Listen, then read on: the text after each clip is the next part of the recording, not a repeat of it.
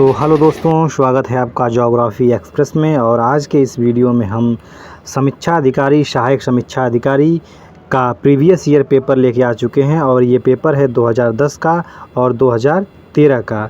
इन 2 वर्षों में जितने भी प्रारंभिक परीक्षा और मुख्य परीक्षा में पूछे गए प्रश्न हैं, और वो प्रश्न ज्योग्राफी विषय से संबंधित हैं। विश्व का भूगोल और भारत का भूगोल से संबंधित जितने प्रश्न हैं इन 2 वर्षों में, चाहे वो प्रारंभिक परीक्षा में पूछे गए हों या मुख्य परीक्षा में पूछे गए हों, इन सभी का व्याख्यात्मक या विश्लेषणात्मक अध्ययन करेंगे। और आश्चर्य वाली बात यह है कि इन 2 वर्षों में अगर देखा जाए 2010 में और 2013 में केवल ज्योग्राफी सब्जेक्ट से कुल 100 प्रश्न लगभग पूछ लिए गए। 100 प्रश्न। ऐसा क्यों हुआ? ऐसा इसलिए हुआ क्योंकि 2013 का जो पेपर था, 13 का प्रारंभिक परीक्षा का जो पेपर था, उस प्रारंभिक परीक्षा के पेपर में 63 क्वेश्चन यानी 63 क्वेश्चन मात्र भूगोल विषय से पूछ लिए गए थे। इसलिए 2010 का प्रारंभिक और मुख्य परीक्षा, 2013 की प्रारंभिक और मुख्य परीक्षा, इन 2 साल के पेपरों को जोड़ लिया जाए तो केवल भूगोल विषय से 100 क्वेश्चन के आसपास बन जाते हैं। तो आज हम इस वीडियो में मात्र 50 प्रश्न की चर्चा करेंगे और बाकी 50 प्रश्न अगले वीडियो में देखेंगे। और 50 प्रश्न मैंने इसलिए ले लिया है क्योंकि प्रत्येक क्वेश्चन का हम संपूर्ण हल देंगे, क्योंकि ये मात्र आपको 50 क्वेश्चन तैयार नहीं होंगे।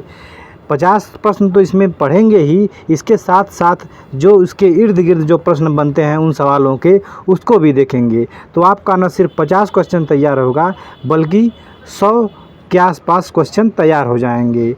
तो चलिए बिना देर करते हुए शुरू करते हैं। और ये जो पेपर यहाँ पे सामने आप देख रहे हैं, ये पेपर खुला हुआ है 2010 का। 2010 का प्रारंभिक परीक्षा का है। और 2010 के प्रारंभिक परीक्षा में मात्र 5 प्रश्न आए हुए थे ज्योग्राफी विषय से। ठीक, तो चलिए शुरू करते हैं। तो हमारा पहला प्रश्न है, भारत में मसालों का बागान कहा जाने वाला राज्य कौन सा है? तो मसालों का बागान किसे कहा जाता है? केरल को।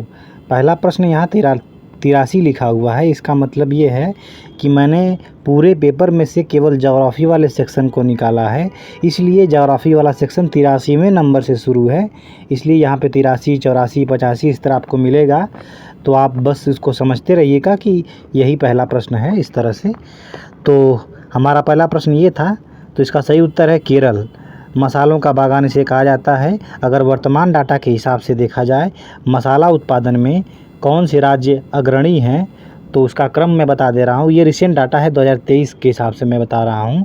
तो मसाला उत्पादन में एमपी जो है पहले स्थान पे है, राजस्थान जो है आपका दूसरे स्थान पे आ जाएगा, और तीसरे स्थान पे गुजरात आ जाएगा। ठीक, तो एमपी, राजस्थान, गुजरात आप याद रखिएगा। अगर विश्व में देखेंगे तो हमारा इंडिया पहले स्थान पे है और जो इथियोपिया है वो दूसरे स्थान पे आ जाएगा। ठीक, तो चलिए अपने अगले प्रश्न पे चलते हैं। हमारा अगला प्रश्न है, इंडियन ब्यूरो ऑफ माइंस का मुख्यालय कहाँ अवस्थित है? इंडियन ब्यूरो ऑफ माइंस का मुख्यालय कहाँ अवस्थित है? तो इसका सही उत्तर है नागपुर में। स्थापना कब हुई थी ये जान लेते हैं। तो इसकी स्थापना हुई थी 1948 में। ठीक, तो चलिए अपने अगले प्रश्न पे चलते हैं। हमारा अगला प्रश्न है प्रश्न नंबर 85 यानी तीसरा। निम्नलिखित में से कौन सा एक कृष्णा नदी की सहायक नदी नहीं है? ये बताना है, कौन सी नहीं है ये बताना है। तो इसमें से सही उत्तर है तेल नदी नहीं है। तो तेल नदी नहीं है, तो तेल नदी किसकी सहायक नदी है? तो तेल नदी महानदी की सहायक नदी है। जैसे कि ये महानदी हम बता दें, जैसे ये महानदी बह रही है और महानदी में जो तेल नदी है वो दक्षिण से उत्तर की तरफ आके मिलती है, ये तेल नदी है। इसके बाद एक नदी और आके मिलती है यहाँ पे, जोंक। ये तेल हो गई, ये जोंक हो गई, और ऊपर से कुछ नदियाँ आके मिलती हैं, उसको भी बता देते हैं। जैसे शिवनाथ हुई, हदसो हुई, मंड हुई। तो ये शिवनाथ, हदसो, मंड ये सब इसकी महानदी की सहायक नदियाँ हैं। तो आशा करते हैं समझ गए होंगे। और इसके बाद जो इसमें अन्य नदियाँ हैं, भीमा है, तुंगभद्रा है, ये दोनों इसकी सहायक नदियाँ हैं। और जो डॉन है ये तो डॉन नदी हमारा वहाँ पे यूरोप में बहती है, यानी जो रूस का जो रूस वाला पार्ट है जो हमारा यूरोप में पड़ता है, उसमें ये डॉन नदी बहती है। और डॉन नदी बहते हुए कहाँ गिरती है, जो एजो सागर है, एजो सागर में गिरती है डॉन नदी। ठीक, ब्लैक सागर से सटा हुआ एजो सागर है। कोरिच जल संधि ब्लैक सागर और एजो सागर के मध्य है कोरिच जल संधि। ठीक, अपने अगले प्रश्न पे आते हैं। हमारा अगला प्रश्न है, अफ्रीका महाद्वीप में सर्वाधिक तांबा उत्पादक देश है, कौन सा है बताइए। तो सर्वाधिक तांबा उत्पादक देश जाम्बिया है, जाम्बिया।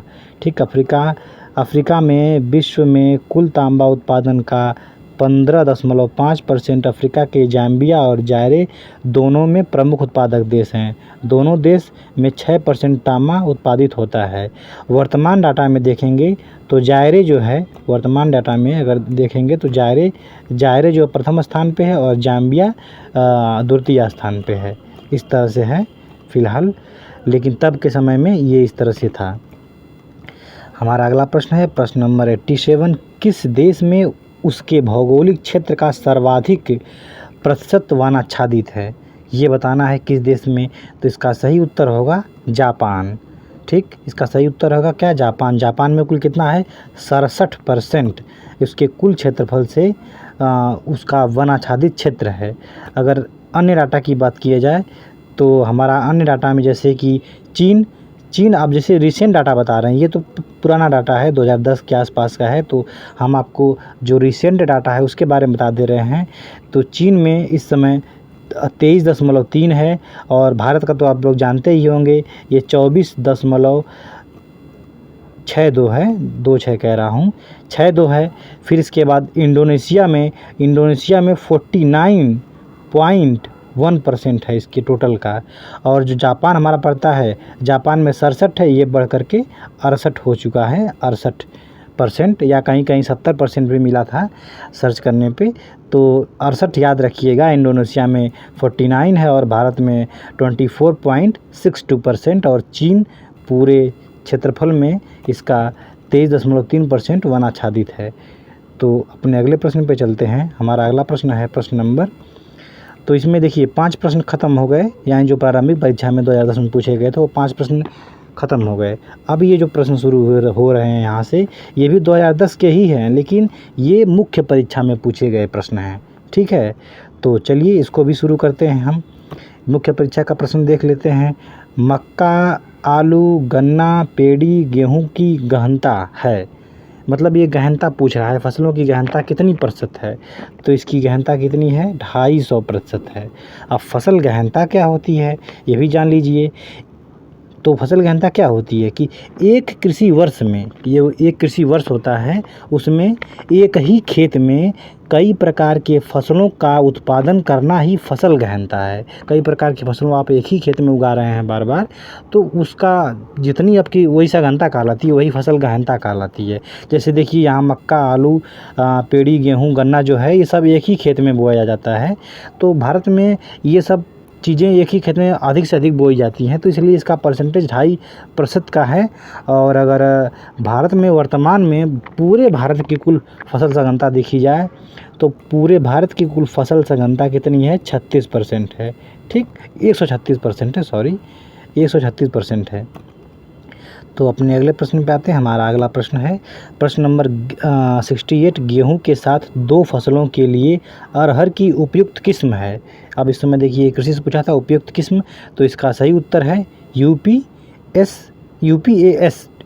120, यानी 120 का मतलब ये है कि 120 दिन में ये तैयार हो जाएगी। तो एक ये हो गई। इसके अलावा एक और इसकी आती है ICPL आती है, ICPL इसको मैं मिटाता हूँ पहले। एक आती है ICPL 151, तो ये 151 दिनों में लगभग 150 दिनों में तैयार होती है, इसलिए इसका नाम इस तरह है। बाकी ये किस्में हैं जो गेहूं की फसल बोने के पहले बो दीजिए तो गेहूं की फसल बहुत अच्छी होती है, या उसके साथ भी बो सकते हैं इसको। तो अपने अगले प्रश्न पे चलते हैं। हमारा अगला प्रश्न है विश्व व्यापार संगठन के अंतर्गत कृषि समझौते के मुख्य 3 स्तंभों में निम्नलिखित में से कौन सा एक सम्मिलित नहीं है, ये बताना है कौन सा सम्मिलित नहीं है। तो सबका उत्तर यहाँ लिख दिया गया है, इसलिए मैं सारा ऑप्शन पढ़ नहीं रहा हूँ, बाद में व्याख्या कर दे रहा हूँ। इसलिए इसका सही उत्तर इसमें आंतरिक समर्थन नहीं है। इसमें कुल 3 आधार बनाए गए थे: बाज़ार, पहुँच, निर्यात प्रतियोगिता और डंपिंग, ये चीज़ें। जैसे जो कृषि समझौता हुआ था विश्व व्यापार संगठन के अंतर्गत, तो जैसे कि मतलब अगर हम बात करें बाज़ार पहुंच की, तो बाज़ार पहुंच क्या हो सकता है? तो बाज़ार पहुंच मतलब ऐसा, मतलब जो अलग अलग देश हैं वहाँ पे जो मतलब ट्रैफिक है, कस्टम ड्यूटी है, या फिर अनावश्यक या फिर जो आवश्यक शर्तें वहाँ पे रूल रेगुलेशन लागू हैं, टैक्स आदि हैं, उसमें कटौती की जाए ताकि हमारी पहुँच बाज़ार तक आसानी हो जाए। इसलिए ये इसमें शामिल किया गया था। और जो हमारा इसको क्या बोलते हैं, निर्यात प्रतियोगिता है। निर्यात प्रतियोगिता जैसे मतलब कि घरेलू समर्थन इसको बोल सकते हैं। तो इस तरह से जो सब्सिडी वगैरह है या मुक्त व्यापार जो हम करने में आसानी हो, तो जो ट्रेड ट्रांसपोर्ट में जो भी आसानी हो सकती है, उसके लिए जो कदम उठाए जाएँ उसकी बारे में बात की गई है। और डंपिंग प्रतियोगी जो है, जो डंपिंग की बात की जा रही है, जैसे कि जो यहाँ पे सामानों का डंपिंग कर दिया जाता है, सामानों का मतलब एक जगह स्टोरेज कर लिया जाता है, बाद में रेट बढ़ने के बाद उसको बेचा जाता है। तो इस सब चीज़ों से मतलब बचाया जाए। जो बड़ी बड़ी कंपनियाँ होती हैं डंपिंग कर लेती हैं और किसानों को बाद में घाटा होने लगता है इससे। तो ये सब चीज़ें थी इसमें समझौते में। इसके बाद अपने अगले प्रश्न पे आते हैं। हमारा अगला प्रश्न है, ग्रैंड बैंक स्थित है। ग्रैंड बैंक कहाँ स्थित है? तो उत्तरी अमेरिका के पूर्वी तट पे। हमारा उत्तरी अमेरिका का पूर्वी तट है, वहाँ ग्रैंड बैंक स्थित है। ग्रैंड बैंक है क्या आखिर, ये भी तो बात है। तो ग्रैंड बैंक यह एक उथला समुद्री क्षेत्र होता है, उथला सा समुद्री क्षेत्र होता है, जहाँ अगर हम अमेरिका की बात की जाए जहाँ पे ग्रैंड बैंक है, तो वहाँ क्या होता है कि उत्तर से लैब्राडोर की ठंडी धारा आती है और दक्षिण से गल्फ़ स्ट्रीम की गर्म धारा आती है, और दोनों आकर के जहाँ मिलती हैं, यहाँ पे मछलियों का प्रजनन के लिए बहुत अनुकूल तापमान होता है। और इसी तापमान पर जो फाइटोप्लैंक्टन होते हैं, जो मछलियों का मुख्य भोजन होता है, यहाँ पे बहुत सारी मात्रा में पनपते हैं और उसी को मछलियाँ यहाँ खाने आती हैं और यहाँ पे प्रजनन करती हैं। तो जहाँ बहुत सारी मछलियाँ रहेंगी, इसलिए यहाँ पे जो मछली पकड़ने का बहुत बड़ा केंद्र बन गया है, ये मत्स्य क्षेत्र है बहुत बड़ा। तो ये इसीलिए मतलब फेमस है ग्रैंड बैंक। और एक जगह डागर बैंक भी है। डागर बैंक जैसे कि जो इंग्लैंड के पूर्वी भाग है, जो हमारा इंग्लैंड है उसका पूर्वी भाग वाला जो हमारा उत्तरी सागर है, उत्तरी सागर में डागर बैंक है। ये भी मत्स्य उद्योग के लिए बहुत फेमस है। हमारा अगला प्रश्न है प्रश्न नंबर 71, कथन कारक का प्रश्न है। और कहा गया है कि कथन है, विषुवतरेखी प्रदेश का पर्यावरण पौधों के अनुकूल है परंतु मनुष्य के लिए नहीं। ये बताना है, मनुष्य के लिए नहीं, इसलिए मैंने इसको काटा है, इसमें ये चीज़ नहीं है। तो फिर इसके बाद कारक, क्योंकि, जैसे जहाँ भी कारण अगर लग जाए तो उस कारण को हटा करके आप यहाँ पढ़िए क्योंकि। ठीक, आप इस तरह जब पढ़ेंगे तो आपका सही कारण निकल के आ जाएगा, असली उत्तर पता चल जाएगा आपको। तो चलिए हम पढ़ के दिखाते हैं आपको। शुरू से पढ़ते हैं।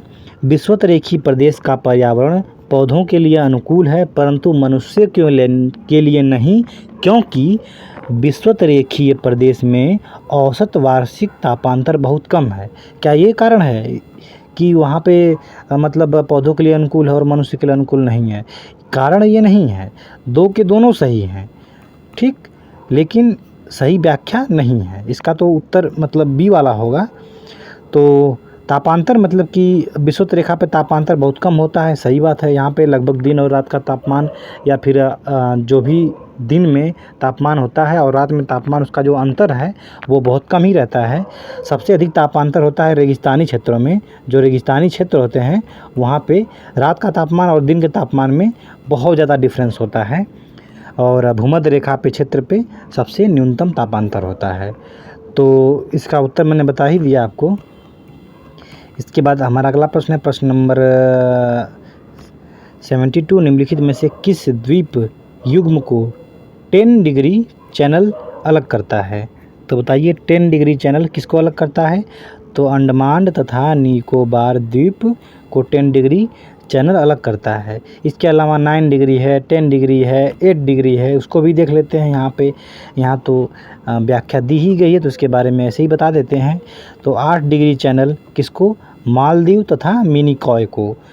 और इसके बाद 9 डिग्री चैनल लक्षद्वीप, मिनिकॉय को, ये दोनों इधर ही हैं।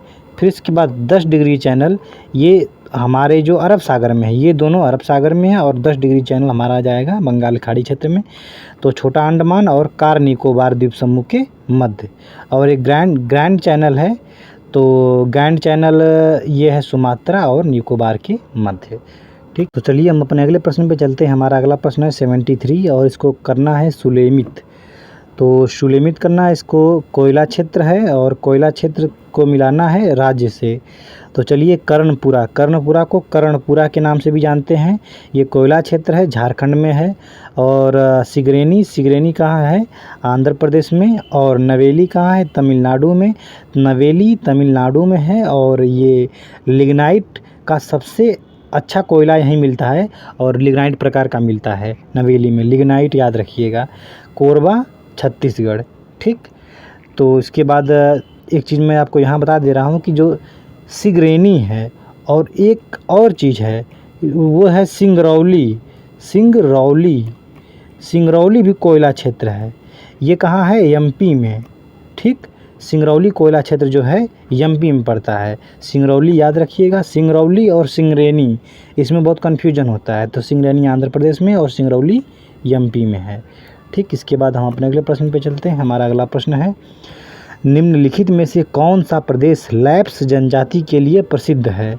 तो लैप्स जनजाति के लिए कौन सा क्षेत्र प्रसिद्ध है? तो स्कैंडिनेविया क्षेत्र प्रसिद्ध है लैप्स जनजाति के। स्कैंडिनेविया से अगर प्रश्न बनता है तो पूछता है कि स्कैंडिनेविया में कुल कितने देश आते हैं? तो मुख्यतः जो हैं 5 देश ही आते हैं। और इसके अलावा अगर इन देशों के जो छोटे छोटे द्वीप हैं या जो आते हैं, मैं बता दे रहा हूँ कौन कौन से आते हैं। जिससे मतलब एक डेनमार्क आता है, एक नॉर्वे आता है, एक स्वीडन आता है, एक फिनलैंड आता है और एक हमारा है आइसलैंड, 5वां आइसलैंड है। इसके अलावा इसके साथ साथ जो फेरो द्वीप है, फेरो द्वीप है, ये डेनमार्क का ही मतलब आधिपत्य इस पे है। और एक हमारा वो ग्रीनलैंड है, ग्रीनलैंड भी डेनमार्क के अधीन है। तो डेनमार्क और फेरो द्वीप ये आते हैं। इसके अलावा एक और है वो हमारा जो इंग्लैंड है, इंग्लैंड के जस्ट सटा हुआ ऑलैंड पड़ता है। ऑलैंड पड़ता है, ऑलैंड है एक। तो ये ब्रिटेन का है, तो ये भी इसके अंतर्गत आ जाता है। ठीक, और लैप्स क्षेत्र इसी के क्षेत्र में पड़ता है। जैसे आप अगर हम ये फिनलैंड ये इस तरह से जो मैप देखे होंगे आप, इस तरह जो बना हुआ है, तो ये जो बेल्ट हमारा पड़ता है ये हमारा लैप्स क्षेत्र लैपलैंड कहलाता है, लैपलैंड। और यहाँ पे रहने वाली जनजाति लैप्स जनजाति कहलाती है। तो आइए अपने अगले प्रश्न पे चलते हैं। हम अपने अगला प्रश्न है हमारा रुकवा झील या रुक्वा बोलते हैं, झील क्षेत्र तंजानिया निम्नलिखित में से किस खनिज उत्पादन के लिए प्रसिद्ध है? तो ये है कोयला के लिए प्रसिद्ध है रुकवा झील। ठीक, तो इसके अलावा टंगानिका झील नाम सुने हैं? टंगानिका पहले पड़ती है, टंगानिका झील पड़ेगी, फिर इसके बाद रुकवा झील पड़ेगी, फिर इसके बाद हमारी अगली झील जो न्यासा है, लेक न्यासा पड़ती है, उसको सुने होंगे आप। या फिर लेक मलावी सुने होंगे। ये दोनों एक ही नाम है, मलावी चाहे कहिए चाहे न्यासा कहिए। इसके बाद हमारी आती है रुकवा झील और उसके बाद आती है हमारी टंगानिका झील, इसके बीच में ये है। ठीक, और ये सब तंजानिया और हमारा जाम्बिया और उसके सटे हुए क्षेत्र हैं। तो इसके बाद हम अपने अगले प्रश्न पे चलते हैं। हमारा अगला प्रश्न है, हाँ एक चीज़ और बता देते हैं, जो हमारा तंजानिया है, तंजानिया की राजधानी कहाँ है? डोडोमा है। ठीक, डोडोमा है इसकी राजधानी। तो हमारा अगला प्रश्न है प्रश्न नंबर 76। वर्ष 2012 में जनवरी माह में वह कौन सा मौसमी कारक था?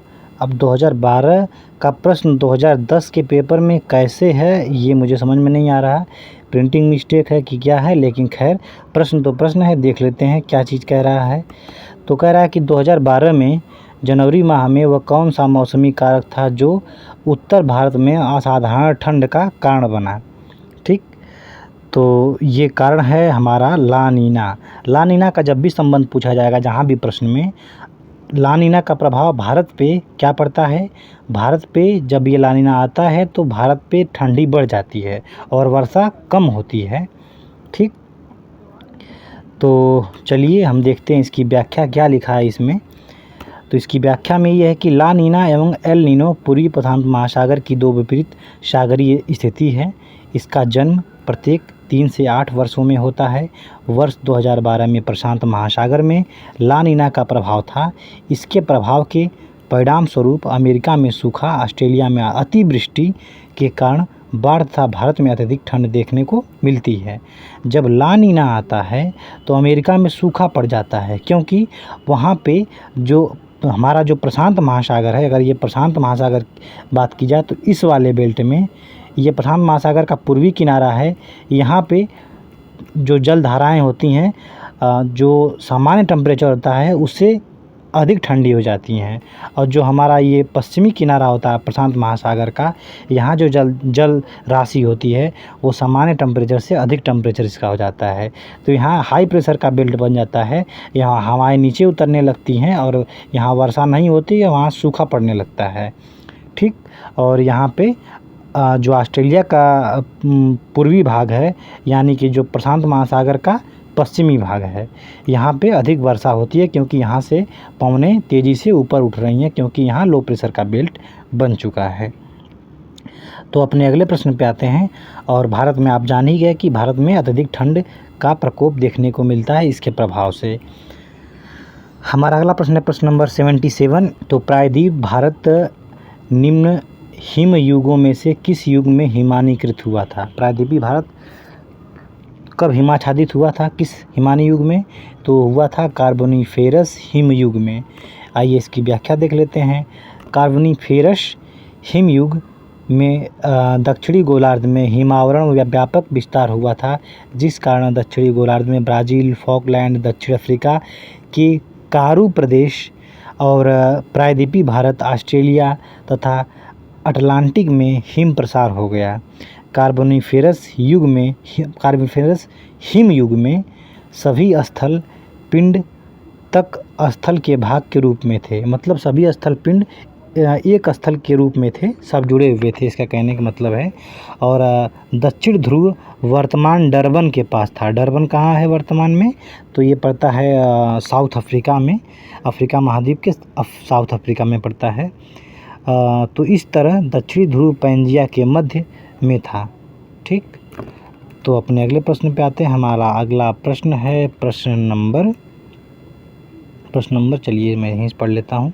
ये मिलान करने के लिए दिया गया है। मिलान तो लौह उत्पादक क्षेत्र है, और उत्पादक देश कौन कौन सा इसका है? तो लॉरेन कहाँ जाएगा? हमारा फ्रांस का लौह उत्पादक क्षेत्र है। फिर इसके बाद जो मिडलैंड है ये यूके का उत्पादक क्षेत्र है, और किरूना तो सब लोग जानते होंगे स्वीडन का क्षेत्र है, और कोस्ताने जो है कजाकिस्तान में लौह अयस्क का क्षेत्र है। इसको आप याद रखिएगा, ये बार बार पूछता है ऐसे प्रश्न, मतलब यूपीपीसीएस या फिर आरओ में इस तरह के मिलान के प्रश्न बहुत सारे पूछे जाते हैं। तो ठीक है, इसके बाद हम अपने अगले प्रश्न पे चलते हैं। हमारा अगला प्रश्न भी मिलान करने वाला ही है, तो आइए इसको मिलाते हैं। ये पूछा है तेल शोधन कारखाना है और राज्य मिलाना है। तो अगर नीचे से ही शुरू करें तो बरौनी, सब लोग जानते हैं कि बिहार में है बरौनी। फिर इसके बाद तातीपाका, नुमालीगढ़ हमारा पड़ता है आंध्र प्रदेश में, असम में पड़ता है, और ये पड़ता है यहाँ पे, और कोयली पड़ता है गुजरात में। ठीक, तातीपाका आंध्र प्रदेश में। ठीक, और सब तो मिल गया। ठीक है, आप इसको देख लीजिएगा। फिर इसके बाद हमारा अगला प्रश्न है प्रश्न नंबर 80। निम्नलिखित में से कौन सा कथन सही नहीं है? क्या सही नहीं है? तो चलिए देखते हैं क्या सही नहीं है इसमें। ओसाका को पूर्व का मैनचेस्टर कहा जाता है, ये बात तो सही है। जापान का सभी लोहा इस्पात जो उद्योग है केंद्र दक्षिण तटीय क्षेत्रों में स्थित है, तो ये भी सही है, दक्षिण तट में स्थित है। यानी अगर हक्काइडो में भी लोहा है तो उसके दक्षिण में ही है, अगर क्यूशू में लोहा है तो उसके दक्षिण में क्षेत्र में ही है। और इसके बाद ये कह रहा है कि जापान का उत्तर क्यूशू क्षेत्र सूती वस्त्र के उद्योग के लिए प्रसिद्ध है। तो जो क्यूशू काईसुसु, ठीक, क्षेत्र जो है सूती वस्त्र के लिए, तो ये भी सही है। इसमें उत्तर डी दिया गया, इसलिए उत्तर डी ही होगा सही उत्तर। व्याख्या में देख लीजिए, पूर्वी एशिया में कोरियाई देश, कोरियाई नहीं यहाँ कोरियाई होगा, देश जलयान निर्माण में अग्रणी है। जापान का यायावत और नागासाकी प्रमुख जलयान निर्माण शहर हैं। इसमें यावात और विश्व का सबसे बड़ा जलयान निर्माण केंद्र है। इसके बाद अगले प्रश्न पे आते हैं। हमारा अगला प्रश्न है प्रश्न नंबर 81 और निम्नलिखित युगों में से सुलेमित करना है और झील है और इसके बाद ये है और कह रहा है कौन सा सही सुलेमित है, बस इतना बताना है और कुछ नहीं, ठीक। तो कौन सा सही सुलेमित है, तो इसमें देखिए लोनार झील तो पहला ही गलत हो गया। लोनार झील तो महाराष्ट्र में पड़ती है, बाकी इसका मतलब 3 के तीनों सही होंगे, ठीक है। तो लोनार झील हमारा यहाँ पड़ती है। इसके बाद इसकी हम यहाँ जैसे कि अब व्याख्या भी देख सकते हैं, यहाँ वही चीज़ लिखी गई है, लोनार महाराष्ट्र में और इसके बाद कुलेरू आंध्र प्रदेश में और वेम्बनाड दिया ऑप्शन में ही दिया गया था, लेकिन ये दो अलग से दे दिया गया है। तो वेम्बनाड केरल में और लोकटक हमारी मणिपुर में ये झीलें हैं। निक्स हाइड्रा चंद्रमा है, किसका चंद्रमा है, किसका मून है, निक्स हाइड्रा किसका उपग्रह है, तो ये है प्लेटो का उपग्रह है। इसके बाद निम्नलिखित में से कौन सा भारत का सर्वाधिक कॉफ़ी उत्पादक राज्य है, सर्वाधिक कॉफ़ी उत्पादन करने वाला कौन सा राज्य है, तो इसका सही उत्तर क्या हो जाएगा, कर्नाटक। अगर हम वर्तमान में देख लें तो वर्तमान में चलिए देख लेते हैं, तो वर्तमान में भी कर्नाटक पहले स्थान पे है। तो पहला हमारा कर्नाटक है, दूसरा हमारा केरल है और चौथा तब तीसरा तमिलनाडु है, तीसरा तमिलनाडु है। कर्नाटक, केरल, तमिलनाडु है। अगर कॉफ़ी में अगर हम विश्व में देखें तो विश्व में हमारा पड़ जाएगा ब्राज़ील, ब्राज़ील पहले नंबर पर पड़ जाएगा, फिर इसके बाद वियतनाम पड़ेगा, फिर इसके बाद कोलंबिया पड़ेगा। कोलंबिया ब्राज़ील के इधर जस्ट पश्चिम में है, तो कोलंबिया पड़ेगा। फिर इसके बाद वही व्याख्या इसमें भी लिखी गई है और कुछ है नहीं। गन्ने की अर्धसाली फसल पकने में समय लेगी, कितना समय लेती है, तो इसमें 18 महीने का समय लेती है गन्ने की फसल। और गन्ने की फसल से एक प्रश्न और आया था, कहीं ज्योग्राफी में मैंने पढ़ा था, उसमें लिखा था कि निम्न में से कौन सी फसल है जो 1 वर्ष का समय लेती है, तो गन्ना ही है जो 1 वर्षीय फसल कहलाती है। तो ये प्रश्न समाप्त हुआ हमारा 2010 का मुख्य परीक्षा का सब समाप्त हो गया। अब यहाँ से जो पेपर शुरू होगा, ये पेपर शुरू होगा 2013 का प्रारंभिक परीक्षा। 2013 में जो प्रारंभिक परीक्षा थी, जो प्री था हमारा, उसका पेपर शुरू होगा और इसमें कुल कितने प्रश्न थे, कुल 63 प्रश्न थे। तो चलिए इसके प्रश्नों को देखते हैं। तो पहला ही प्रश्न हमारा है कि निम्नलिखित में भारत में निम्नलिखित बंदरगाहों में से कौन सा एक उड़ीसा तट पर अवस्थित है, तो उड़ीसा तट पर अवस्थित है पारादीप, ठीक, पारादीप। इसके बाद हल्दिया हमारा वो कोलकाता में है, मुंबई तो मुंबई महाराष्ट्र में है और हमारा विशाखापट्टनम जो है आंध्र प्रदेश में है। और अमूमन यही व्याख्या इसमें भी लिखी गई है जो मैंने बता दिया पहले ही। इसके बाद हम अपने अगले प्रश्न पे आते हैं। हमारा अगला प्रश्न है, भारत में लिग्नाइट कोयले का सर्वाधिक जमाव पाया जाता है। लिग्नाइट कोयला, अभी मैंने कुछ देर पहले इसकी चर्चा की थी। तो लिग्नाइट प्रकार का कोयला कहाँ है, तमिलनाडु में। और तमिलनाडु के किस में है, नवेली में। ये नवेली लिखा है यहाँ पे, तो तमिलनाडु के नवेली में है। बाकी ये सब उत्पादन वगैरह लिखा गया है, तो उसमें कोई वो मतलब नहीं है, ठीक। तो अपने अगले प्रश्न पे चलते हैं। हमारा अगला प्रश्न है प्रश्न नंबर 51। कृष्णा नदी जल विवाद किन राज्यों के मध्य है, तो कृष्णा नदी जल विवाद जो है कर्नाटक एवं आंध्र प्रदेश के मध्य है। तो आइए इसके बारे में देख लेते हैं। अब इसके बारे में दिया गया है व्याख्या में केवल कृष्णा नदी के बारे में। तो कृष्णा नदी का उद्गम महाराष्ट्र के महाबलेश्वर पश्चिमी घाट के झरने से हुआ है। यह महाराष्ट्र के सतारा एवं सांगली जिले और उत्तरी कर्नाटक एवं दक्षिण आंध्र प्रदेश से गुजरकर गोदावरी डेल्टा से दूर विजयवाड़ा में यह डेल्टा का निर्माण करती है, ठीक। गोदावरी डेल्टा से दूर विजयवाड़ा में यह डेल्टा का निर्माण करती है। कहाँ पर, बंगाल की खाड़ी में। और कोयना, घाटप्रभा, भीमा, तुंगभद्रा, मूसी आदि इसकी क्या है, सहायक नदियां हैं।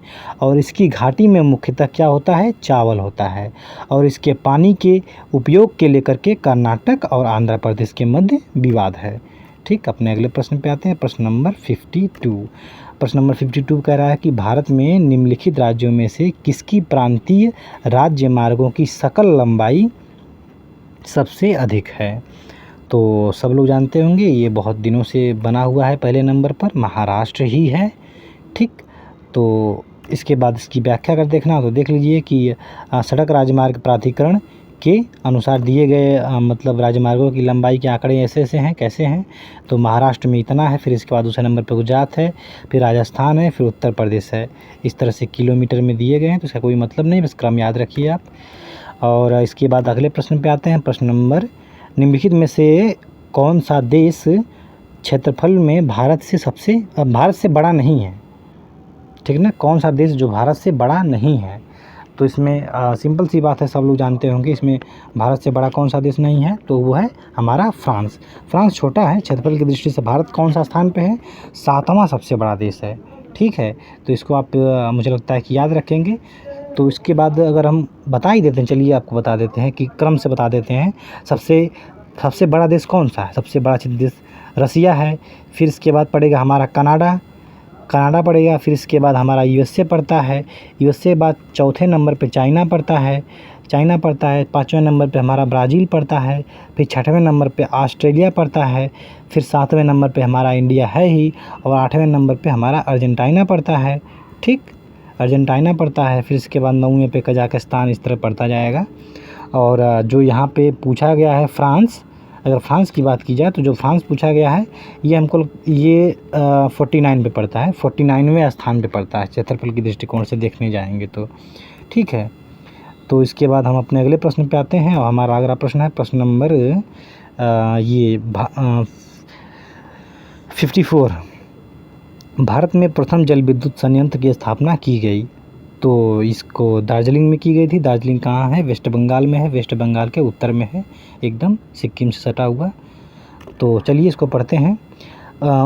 भारत में प्रथम जल विद्युत संयंत्र की स्थापना सर्वप्रथम 1897 में पश्चिम बंगाल के दार्जिलिंग में सिद्रापोंग लिखा है, तो सिद्रापोंग में हुई थी। और दूसरा हाइड्रो पावर प्रोजेक्ट जो 1902 में कर्नाटक के शिवसमुद्रम यानी कावेरी नदी पर जो बना है, शिवसमुद्रम में लगाया गया था, दूसरा 1902 में। तो अगले प्रश्न, हमारा अगला प्रश्न है प्रश्न नंबर, भारत में सर्वप्रथम खनिज तेल का कुआं खोदा गया कहाँ पर। तो सर्वप्रथम खनिज तेल का कुआं बी है माकूम में। और इसका ये भी आंसर हो सकता है डिगबोई भी, लेकिन डिगबोई एक तो बड़ा क्षेत्र है, उसमें एक छोटा सा जगह है माकूम, वहाँ पे खोदा गया था, इसलिए नज़दीकी आंसर यही है। भारत के तेल खनन का प्रारंभ असम के दिगबोई नामक स्थान पे किया गया, तथा जिसमें खनिज तेल का प्रथम कुआं कहाँ खोदा गया, माकूम में। कब खोदा गया, ये खोदा गया 1867 में खोदा गया था। अतः नज़दीकी उत्तर तो यही होगा, माकूम ही होगा। खैर आप डिगबोई भी याद रखिएगा। ठीक, और एक चीज़ और बता देता हूँ कि यहाँ दिगबोई में ही 1901 में जो सबसे पहली तेल शोधन रिफाइनरी लगी थी यहाँ पे। तो अपने अगले प्रश्न पे आते हैं। हमारा प्रश्न है, निम्नलिखित में से कौन सा फुटलूज उद्योग का उदाहरण नहीं है। तो फुटलूज उद्योग का उदाहरण क्या है, सॉफ्टवेयर उद्योग या फिर इलेक्ट्रॉनिक उद्योग इसमें आ जाते हैं।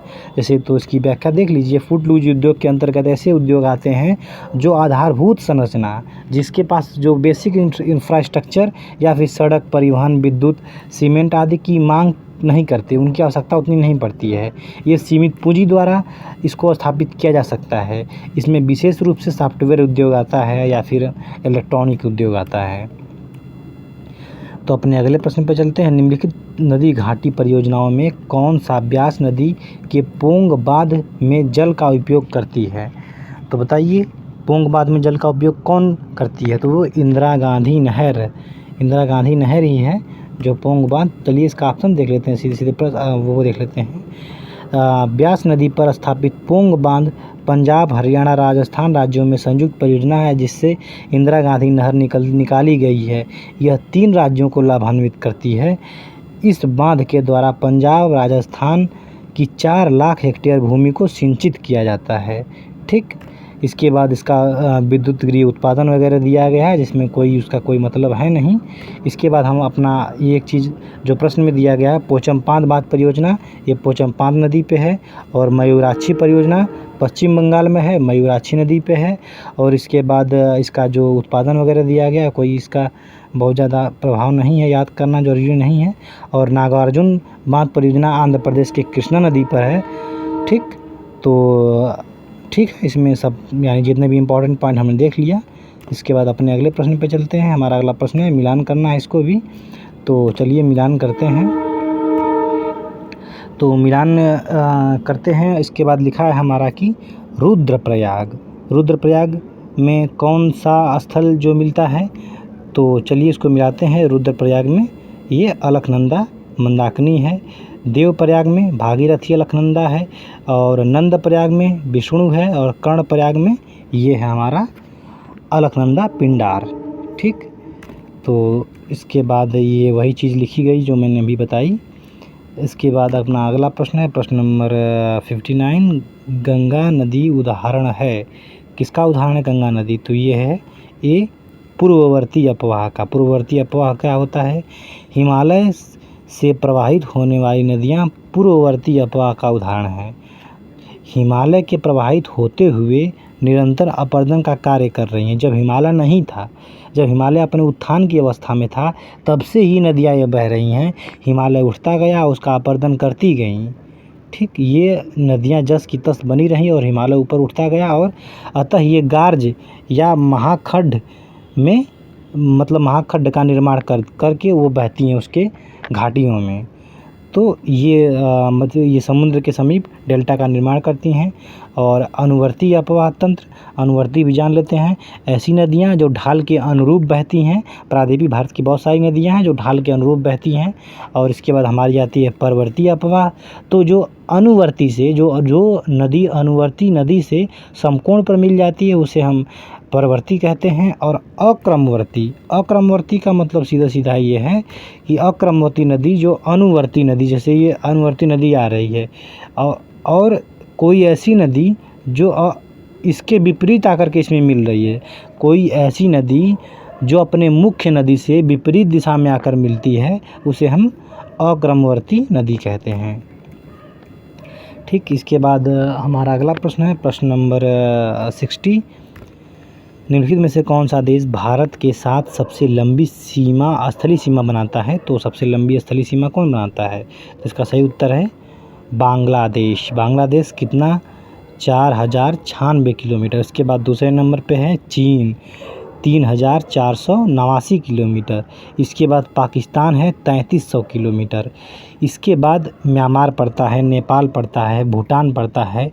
तो इसकी भी सीमा को बता देते हैं। अगर नेपाल भारत की बात की जाए तो ये 1700 मतलब 1750 के आसपास पड़ता है। और जो भूटान है तो भूटान है 699 किलोमीटर। और इसके बाद हमारा म्यांमार पड़ता है लगभग 1600 किलोमीटर के आसपास, इसका बाउंड्री टच करती है भारत से। अपना अगला प्रश्न है, प्रश्न नंबर 61, निम्नलिखित में से कौन सा तट कोच्चि बंदरगाह से संबंधित नहीं है? तो कोच्चि बंदरगाह संबंधित मालाबार का तट नहीं है। मालाबार का तट कोच्चि बंदरगाह से नहीं, क्योंकि कोच्चि बंदरगाह जो है केरल में है और मालाबार तट भारत के पूर्वी तट पे है और कोच्चि तट पश्चिमी तट पे है। और पश्चिमी क्या बोलते हैं हम?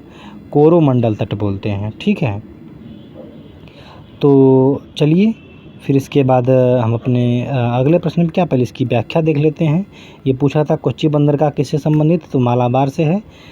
तो अपने अगले प्रश्न पे जाने से पहले इसका ऑप्शन पढ़ लेते हैं। और लिखा है कि कोच्चि बंदरगाह के तटीय क्षेत्र को मालाबार के नाम से जाना जाता है। कोंकण तट महाराष्ट्र की तटीय सीमा है जो अरब सागर में मुंबई से गोवा तक फैला हुआ है। आंध्र प्रदेश के नेल्लोर से लेकर के पुडुचेरी तक तमिलनाडु से लगी बंगाल की खाड़ी को समुद्र तटीय सीमा को कोरोमंडल तट के नाम से जाना जाता है। और इसके बाद बंगाल की खाड़ी से लगी आंध्र प्रदेश की तटीय सीमा को उत्तरी सरकार के नाम से जाना जाता है।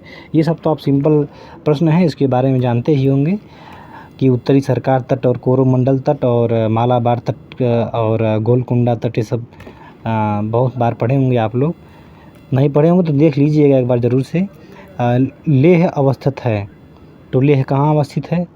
तो ये इसका सही उत्तर है सिंधु नदी के दाएं तट पर। अगर ये सिंधु नदी इधर से निकल करके ऐसे बहते हुए जा रही है इस दिशा में, तो इसके इस तट पे है, यहाँ पे लेह है, ठीक, ना कि इधर, इधर नहीं, यहाँ पे लेह है, ठीक। तो जैसे ये, और उसके बाद ये जो है रेंज है, ये लद्दाख रेंज है, ये लद्दाख रेंज है, ये हमारा यहीं पे लेह है, ये हमारी सिंधु नदी है, और इसके बाद ये जो पहाड़ी है ऐसे, ये जास्कर रेंज है। जास्कर है सिंधु नदी और लद्दाख, लद्दाख और जास्कर के मध्य सिंधु नदी बह रही है, उसी के मध्य ये लेह है, ठीक है। इसके ऊपर काराकोरम है। फिर इसके बाद हम अपने अगले प्रश्न पे आते हैं, प्रश्न नंबर 63। निम्नलिखित में से कौन सा हिमनद सबसे बड़ा है? सबसे बड़ा हिमनद कौन सा है? तो सियाचिन का हिमनद है। दिए गए हिमनदों में से सियाचिन 70 वर्ग किलोमीटर और बालतोरो 62 है, और चोंगोलुंगमा 42 है, और बियाफो 60 है क्षेत्रफल में फैले हुए हैं, ठीक। इस सब को याद रखिएगा, सब काराकोरम बेल्ट में ही हैं। तो इसका क्रम भी पूछ लेता है, तो आप क्रम भी याद रखिएगा। क्रम मैं एक बार पढ़ के सुना देता हूँ। बातुरा है, हिस्फर है, बियाफो है, बालतोरो है, सियाचिन है। और बातुरा और जो दूसरा हिस्फर था, हिस्फर के नीचे ही चोंगोलुंगमा है। तो बातुरा, चोंगोलुंगमा कहिए, या फिर बियाफो, या फिर बालतोरो और सियाचिन, इस तरह से ये क्रम है। तो इसके बाद हमारा अगला प्रश्न है, प्रश्न नंबर, भारत के निम्न राज्यों में से कौन सा रेल सेवा से वंचित है? कौन सा रेल सेवा से वंचित है? तो मेघालय है। फिलहाल तब के समय वंचित था, लेकिन अब तो यहाँ पे रेल सेवाएं चालू हो गई हैं, तो इसलिए सेवाएं अवस्थापित हो चुकी हैं। ये सब वही सब दिया गया है, उसमें कोई चीज़ नहीं व्याख्या करने वाली। तो अपने अगले प्रश्न में, संयुक्त राज्य अमेरिका USA के दक्षिण कैलिफोर्निया में मृत घाटी उदाहरण है। मृत घाटी किसका उदाहरण है? तो मृत घाटी रिफ्ट घाटी का उदाहरण है, रिफ्ट घाटी, ठीक है। तो संयुक्त राज्य अमेरिका के दक्षिण कैलिफोर्निया में स्थित मृत घाटी जो है अपनी उष्णता के लिए विश्व प्रसिद्ध है। इसकी विश्व का सबसे गर्म स्थल घोषित किया गया है, ठीक। यह रिफ्ट घाटी का अनुपम उदाहरण है, मतलब उत्तम उदाहरण है, और सबसे गर्म स्थल भी है ये। और कहाँ है? कैलिफोर्निया में है, USA के। निम्नलिखित में से कौन सा देश हीरा का सबसे बड़ा उत्पादक है? तो हीरा का सबसे बड़ा उत्पादक देश रूस है, ठीक है, याद रखिएगा। और इसका अगर वर्तमान में भी क्रम देखें तो रूस ही पहले पड़ता है, दूसरे नंबर पे हमारा बोत्सवाना पड़ता है, और तीसरे नंबर पे कांगो है, ठीक। कांगो पड़ता है तीसरे नंबर पे। और भारत में देखेंगे तो MP है, ठीक, MP उत्पादन में भी है और भंडार में भी MP ही है। इसके बाद हम अपने अगले प्रश्न पे आते हैं। हमारा अगला प्रश्न, प्रश्न नंबर ये है हमारा, निम्न में से फसलों में से किन फसल के अंतर्गत शुद्ध सकल कृषि क्षेत्र की सिंचित क्षेत्र का सर्वाधिक है? सिंचित क्षेत्र सर्वाधिक है कहाँ पे, ठीक, ये बताना है।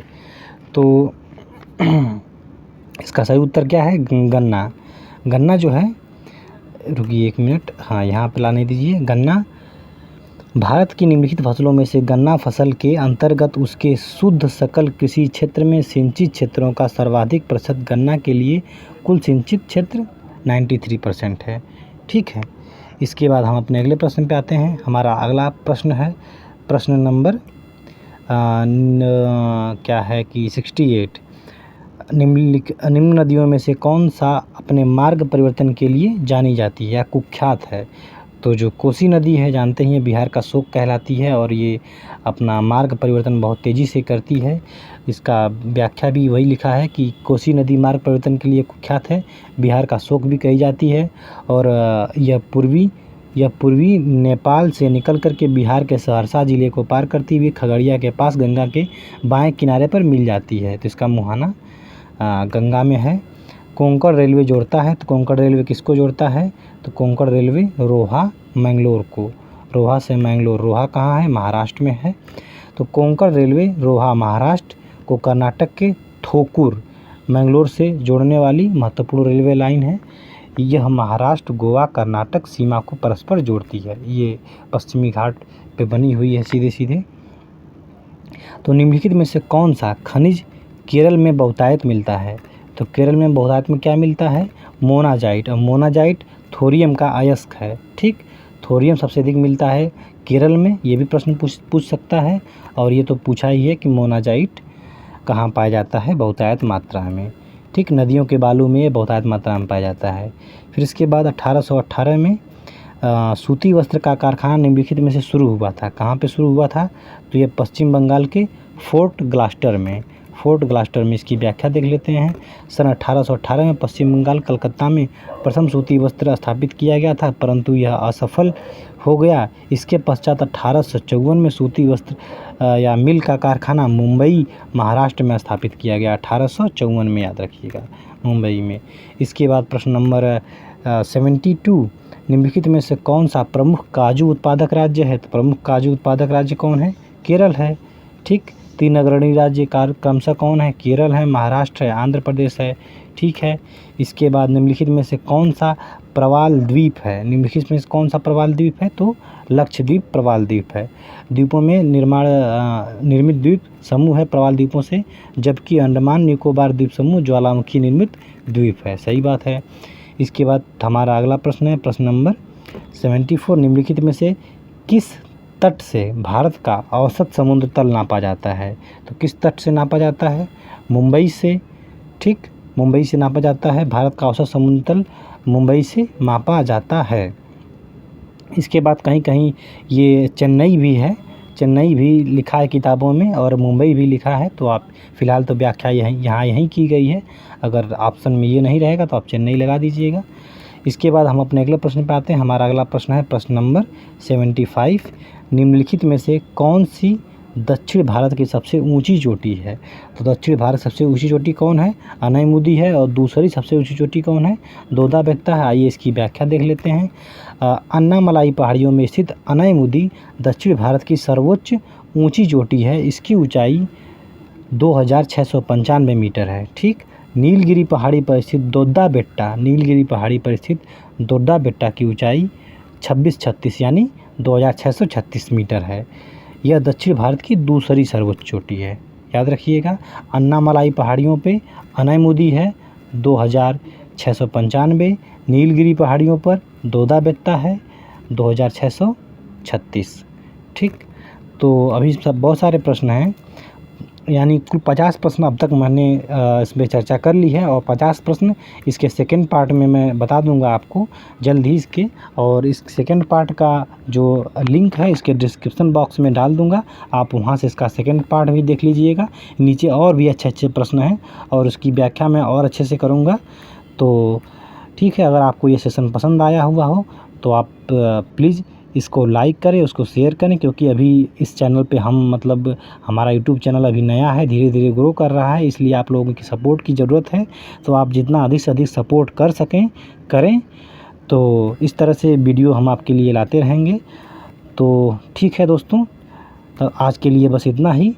मिलते हैं आपसे नेक्स्ट वीडियो में, तब तक के लिए नमस्कार। और वीडियो में अंत तक बने रहने के लिए आपका बहुत बहुत धन्यवाद।